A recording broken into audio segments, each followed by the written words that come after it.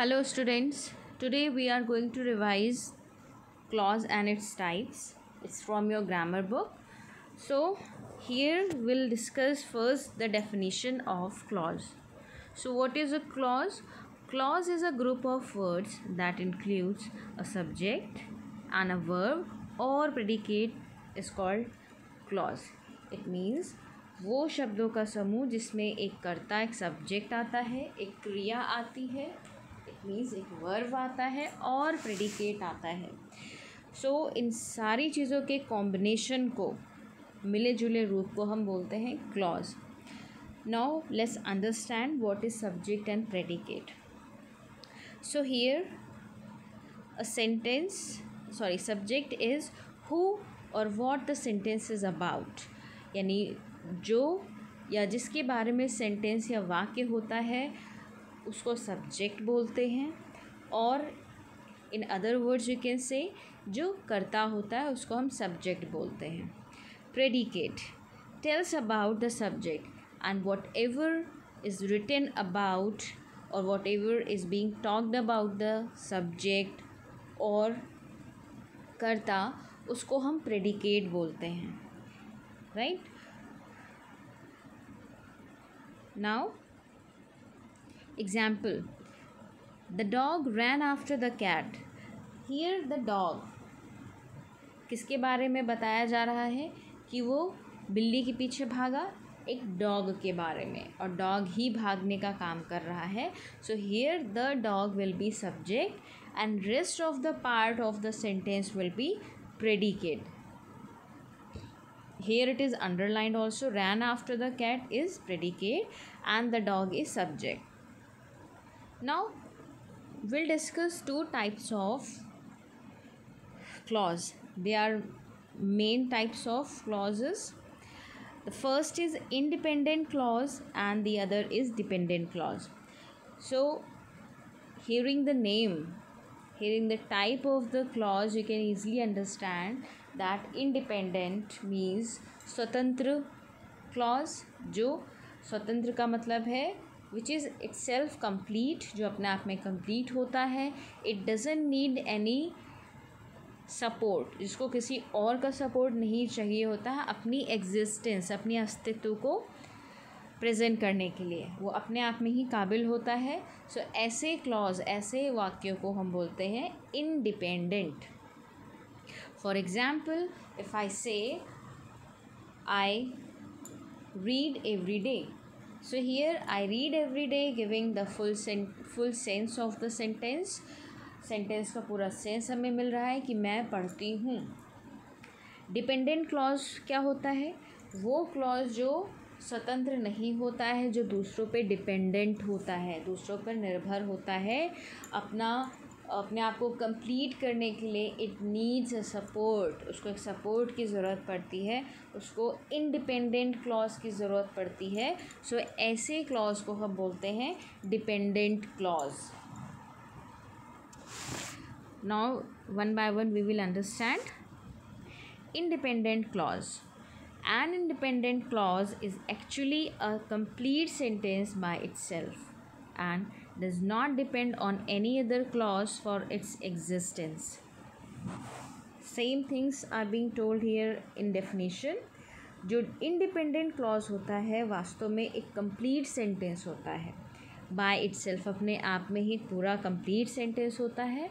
And ये दूसरों पर निर्भर नहीं होता है. Doesn't depend on any other clause, उसको किसी डिपेंडेंट क्लॉज की ज़रूरत नहीं होती क्योंकि वो स्वतंत्र है, इंडिपेंडेंट है खुद में. Now see examples. You may go now, तुम जा सकते हो अब. सो हियर अगर मैं किसी से कहती हूँ, if I say to someone that you may go now, किसी से मैंने कहा तुम जा सकते हो, सो सामने वाला will understand yes I have said या शी हैज़ सेड कि वो जा सकता है. ठीक है. सो वो सुन कर के वहाँ से चला जाएगा, यानी मैंने जो बात बोली उसको पूरी तरीके से समझ में आ गई. Now comes I do my work, मैं अपना काम करता हूँ या करती हूँ. अगेन ये पूरी बात बता रहा है किसी को ये सेंटेंस कि मैं अपना काम करता हूँ या करती हूँ. I hope that you have understood this. Now see the next, dependent clause. Now dependent clause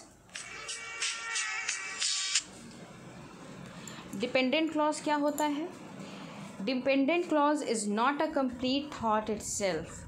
Dependent clause कोई कंप्लीट थॉट नहीं होता है, अपने आप में बिल्कुल भी वो कंप्लीट बात नहीं बोलता है, स्टेटमेंट जो भी वो लिखा होता है डिपेंडेंट क्लॉज में वो इनकम्प्लीट, अधूरा होता है. It is dependent on independent clause for complete thought. और अपने खुद को पूरा करने के लिए इसको एक सपोर्ट की ज़रूरत होती है, दैट इज़ इंडिपेंडेंट थॉट या इंडिपेंडेंट क्लॉज. जब तक उसको इंडिपेंडेंट क्लॉज हेल्प नहीं करता है, उसमें ऐड नहीं होता है, इस वाक्य में ऐड नहीं होता है, इट इज़ इनकम्प्लीट. यानी dependent clause it's is incomplete without independent clause. I hope that you have understood. Now see examples. Before you reach.